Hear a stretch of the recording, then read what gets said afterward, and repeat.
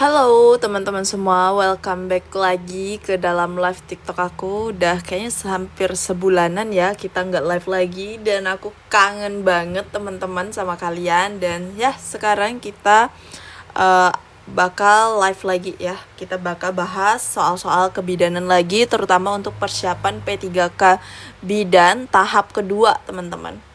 Kangen Kak, iya Kak Vivi, aku juga kangen. Nah, gimana nih kabar kalian? Semoga baik-baik dan sehat selalu di sana ya, teman-teman ya. Aku gelombang 2 Kak, siap Kak Vivi. Jadi persiapannya harus mulai dari sekarang ya, teman-teman. Jadi untuk tahap 2 itu kalau nggak salah aku bulan April ya. Paling cepat itu akhir Maret. Nah, itu masih ada waktu kalian 3 bulan untuk persiapan dari sekarang ya. Jangan mau ujian baru mau belajar ya, teman-teman ya.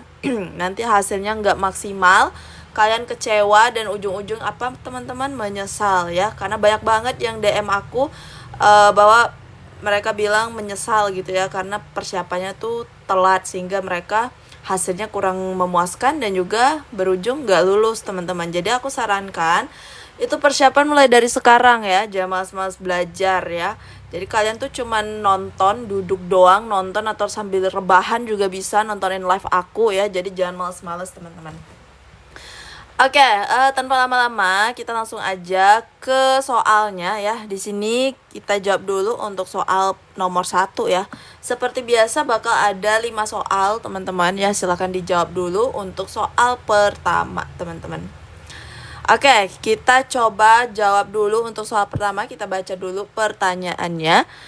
Seorang pasangan usia 25 tahun yang akan menikah datang ke puskesmas untuk melakukan konseling pranikah. Salah satu dari mereka memiliki riwayat keluarga dengan penyakit genetik thalassemia. Apa langkah konseling terbaik yang dapat diberikan oleh petugas kesehatan, teman-teman? Nah, yang mana nih kira-kira untuk soal nomor 1? Nah, jadi soal malam hari ini ya itu full tentang konseling pranikah ya, atau prakonsepsi teman-teman. Nah, jadi prakonsepsi atau pranikah ini itu keluar di soal-soal tahun lalu atau di P3K tahap pertama.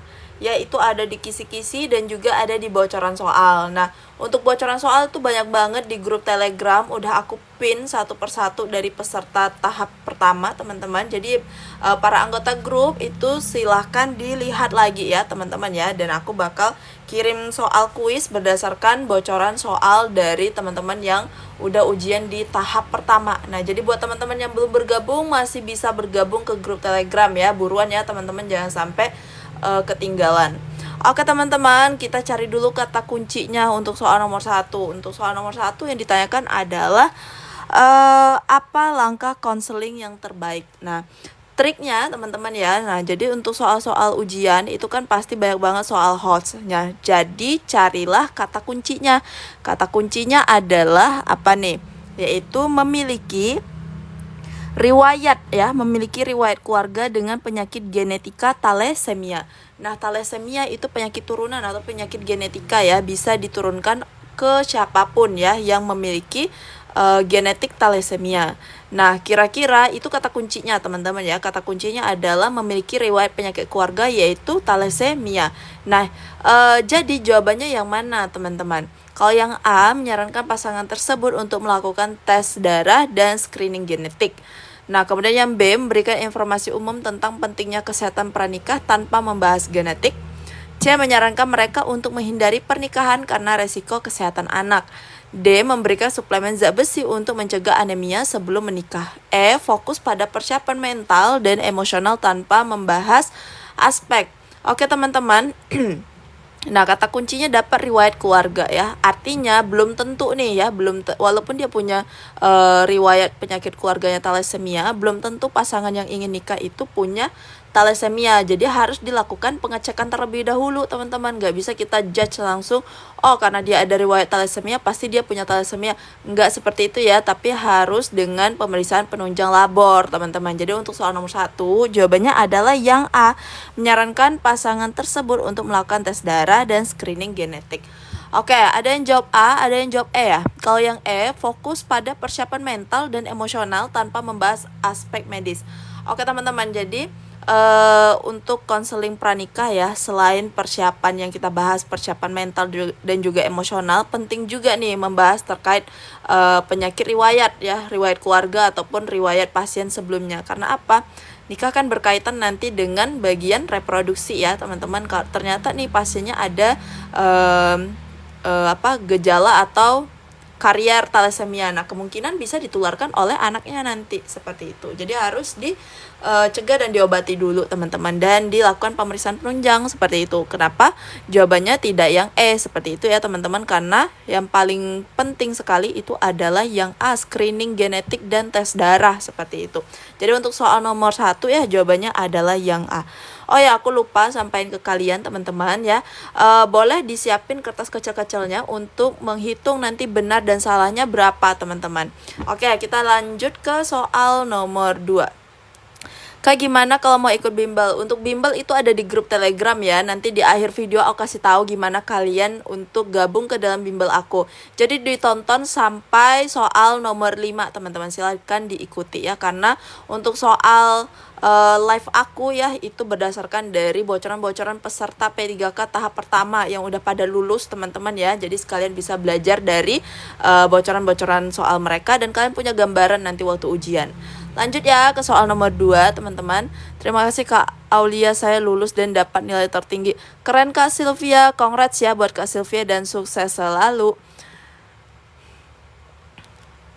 Kak TikToker, Kak tadi aku lihat di TikTok Kakak, tapi kok nggak kelihatan kalau udah live. Ini aku baru mulai Kak TikToker.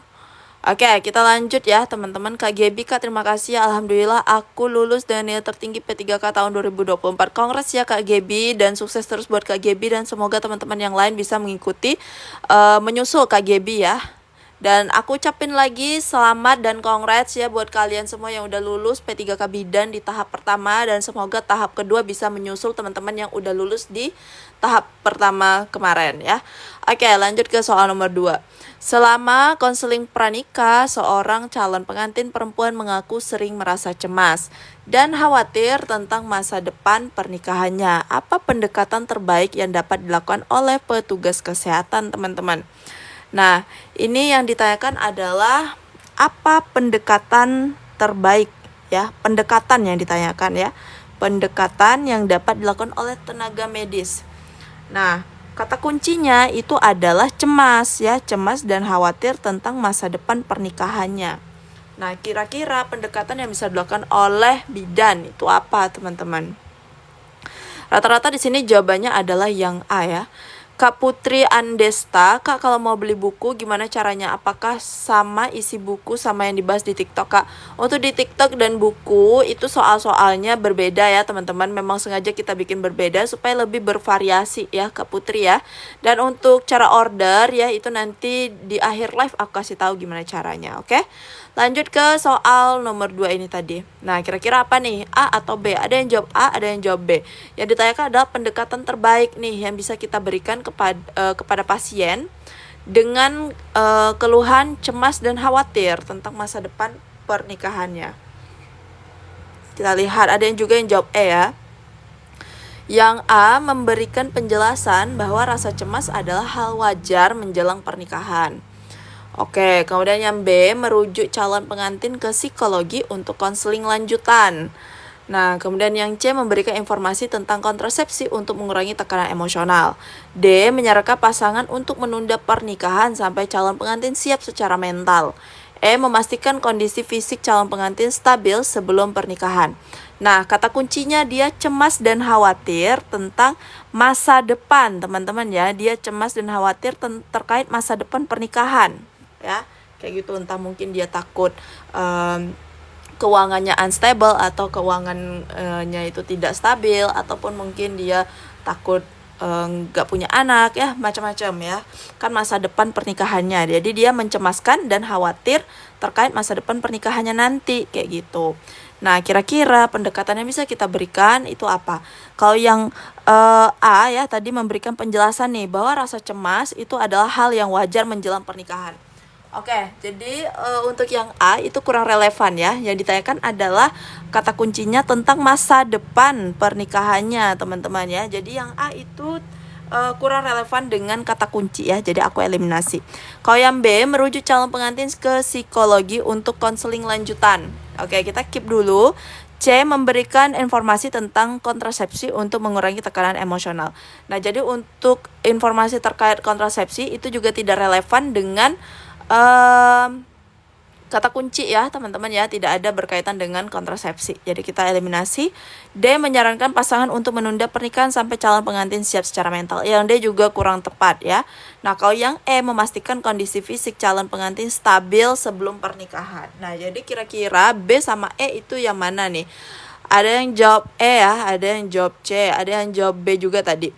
Nah teman-teman, jadi cemas dan khawatir itu berkaitan dengan psikis kita ya. Nah jadi jawaban yang paling tepat itu ada kita lakukan kolaborasi atau kita konsulkan calon pengantin ke psikologi untuk konseling lanjutan ya, terkait kecemasannya ini supaya tidak menjadi lebih buruk. Jadi untuk soal soal nomor 2 itu jawabannya adalah yang B teman-teman.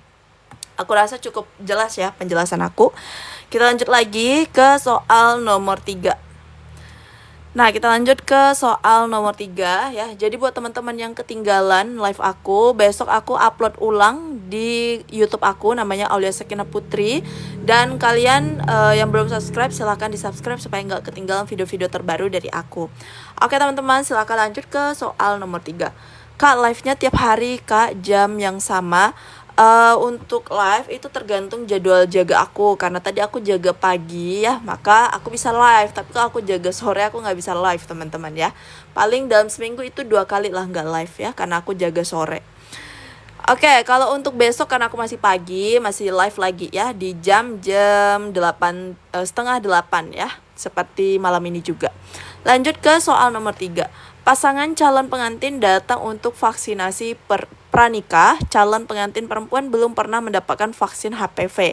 Apa langkah terbaik yang dilakukan oleh petugas kesehatan? Nah, ini soal ini keluar waktu ujian tahap pertama ya, berkaitan dengan vaksin HPV pada calon pengantin, teman-teman. Ya, mungkin kurang lebih mirip-mirip seperti ini ya pertanyaannya.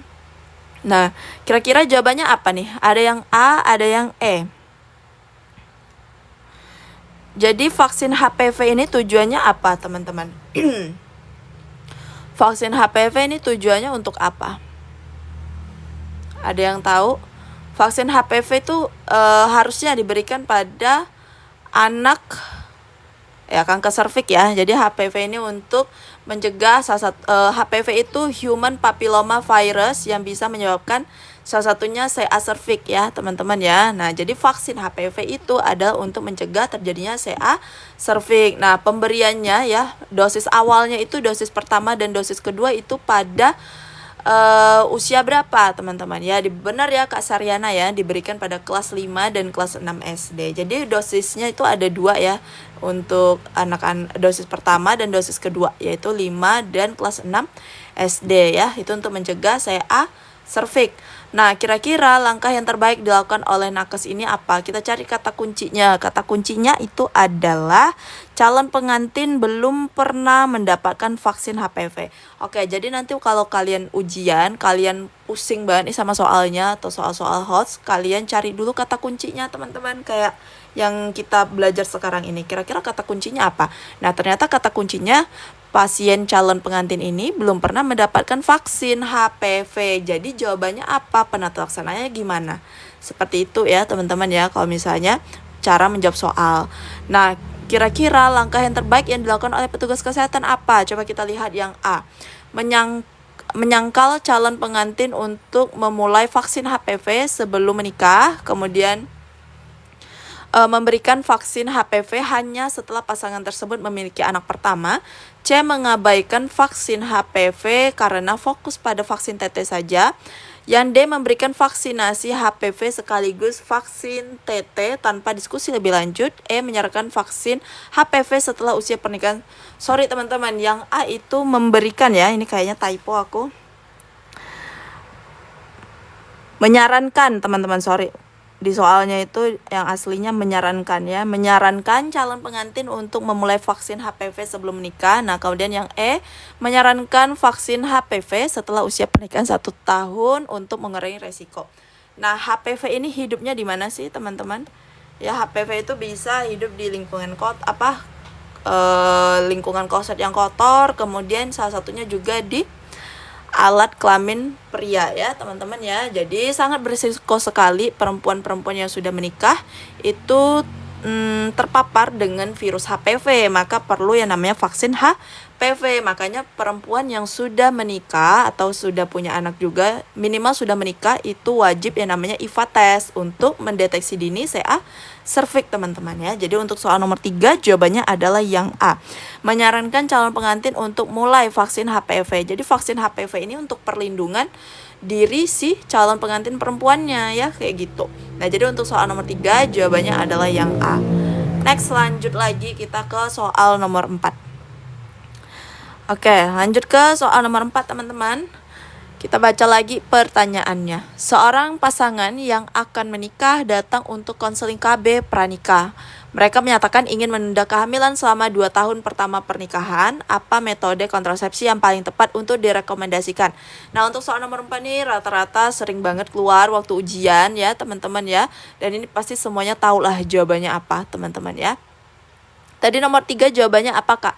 Nomor 3 tadi jawabannya adalah yang A ya. Menyarankan si calon pengantin perempuan melakukan suntik HPV sebelum menikah ya. Seperti itu. Karena perempuan yang udah menikah itu beresiko sekali yang namanya terpapar virus HPV. Karena HPV salah satunya ada di alat kelamin pria teman-teman.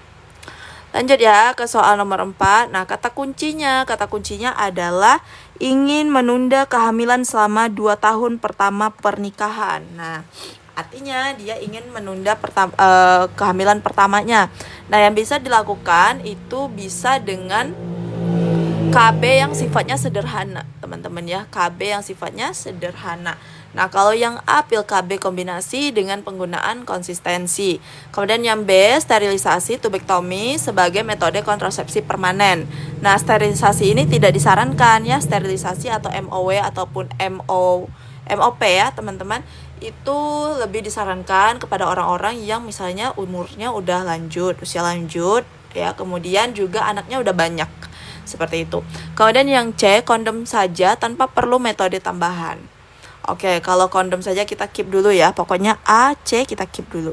Kemudian yang D, kalender untuk memantau masa subur. Kalendernya agak beresiko ya teman-teman ya. Karena kan takutnya setiap bulan itu apalagi tidak direkomendasikan untuk orang yang siklus haidnya itu tidak teratur. Jadi yang D kurang tepat. Kalau yang E, IUD tanpa hormon yang dapat digunakan jangka panjang. Oke, IUD itu emang tanpa hormon teman-teman. Tapi komplikasi IUD salah satunya bisa juga menyebabkan kehamilan ektopik ya teman-teman ya. Jadi IUD itu bisa menyebabkan kehamilan ektopik juga salah satu komplikasinya. Nah, kira-kira jawaban yang paling tepat itu yang mana? Yang A, C, atau E teman-teman? Ya, jadi lebih disarankan pil KB kombinasi ya dengan penggunaan yang konsisten seperti itu. Kalau misalnya pasiennya maksudnya pelupa gimana? Nah, ya udah berarti disarankan IUD ya karena dia tidak ada hormon teman-teman. Sedangkan pil KB itu metode KB yang sederhana ya dengan hormon teman-teman. Nah, tetapi komplikasi IUD itu bisa menyebabkan kehamilan ektopik kayak gitu. Jadi untuk soal nomor 4 jawabannya adalah yang A. Oke, next kita lanjut ke soal yang terakhir ya teman-teman ya. Kita lanjut ke soal nomor 5. Nah, ini dia soal nomor 5 teman-teman. Tapi IUD kan kalau udah lepas cepat subur nggak Kak? Iya, tetap cepat subur juga Kak Eva MB Shop ya. Karena apa? Karena dia memang tidak mengandung hormon ya Kak Eva ya. Jadi kalau misalnya kayak KB suntik ya, entah itu suntik depo, itu kan perlu penyesuaian hormon lagi. Sedangkan kalau KB pil itu hormonnya dia metode KB yang sederhana teman-teman. Dan biasanya kalau untuk menunda kehamilan emang disarankan pil KB ya. Lanjut ke soal nomor 5. Seorang calon pengantin pria datang untuk konseling pranikah dan mengaku memiliki kebiasaan merokok sejak usia remaja. Dia ingin tahu apakah kebiasaan ini dapat mempengaruhi kesehatan reproduksinya di masa depan.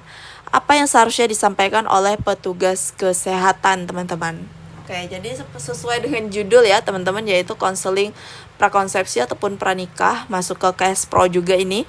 Jadi rata-rata soalnya berkaitan dengan konseling teman-teman. Nah, kira-kira untuk soal nomor 5 apa? Di sini jawaban terbanyak adalah yang B. Oke, di rokok ya teman-teman ya, kalau lihat bungkusan rokok itu kan salah satunya ada bisa menyebabkan impoten ya, salah satunya itu.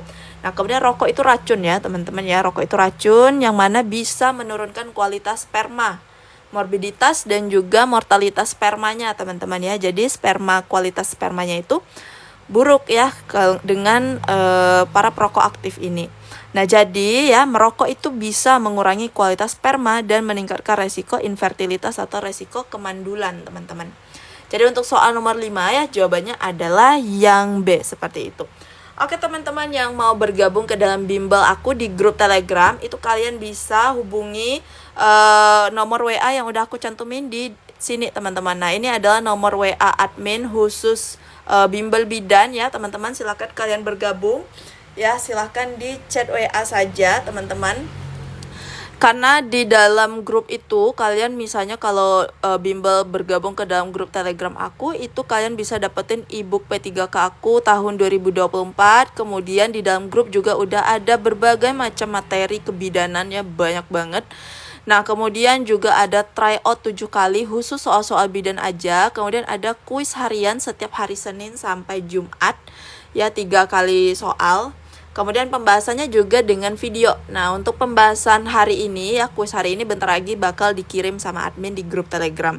Nah, kemudian apalagi ya, materi ya, kemudian TO, dan juga kalian bisa saling diskusi juga dengan peserta ya, kalian bisa dapetin kuisnya juga. Dan satu lagi teman-teman, kalian bisa dapetin bocoran-bocoran dan juga FR-FR dari para peserta ujian yang P3K tahap pertama. Nah, untuk bocoran dan FR-nya sudah aku pin ya, sudah dipin oleh adminnya di grup Telegram teman-teman. Oke, segitu aja dari aku. Thank you so much buat kalian yang udah bergabung ke dalam live aku. Besok malam live nggak kak? Kakak like ya, besok aku live lagi sekitar jam 7:30 ya. Jangan lupa dinyalakan lonceng notifikasinya supaya kalian nggak ketinggalan video terbaru dari aku dan juga live-live aku. Oke teman-teman, segitu aja dari aku. Thank you so much buat kalian yang udah bergabung. Kalau ada salah-salah aku mohon maaf. Dan ya, sampai jumpa besok. Bye-bye.